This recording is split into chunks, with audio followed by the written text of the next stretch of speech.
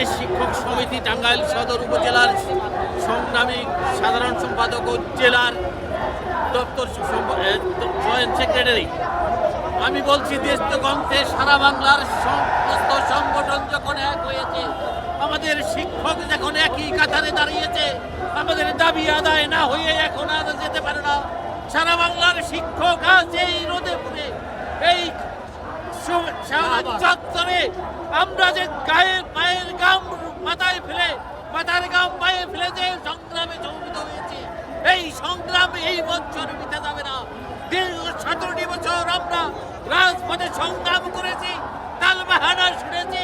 আজকেও আমাদের কিছু আসছে, আমাদের সাথে বসার জন্য অনুরোধ দিয়ে আমাদের ফয়সালা হবে এই শাহবাগ চত্বরে।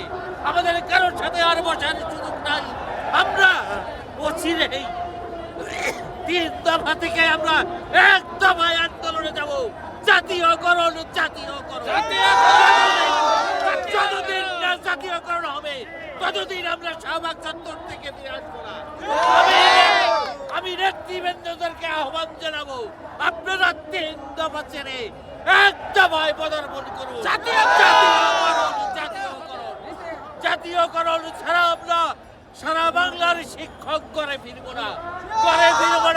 যতদিন পর্যন্ত জাতীয়করণ না হবে আমাদের শিক্ষকদের দুর্দশা বুঝবে না। সকলকে এই আন্দোলন সংগ্রামে সফল করে তারপরেই করে ফিরবো, এই প্রত্যাশা রেখে আমার সংক্ষিপ্ত বক্তব্য শেষ করছি।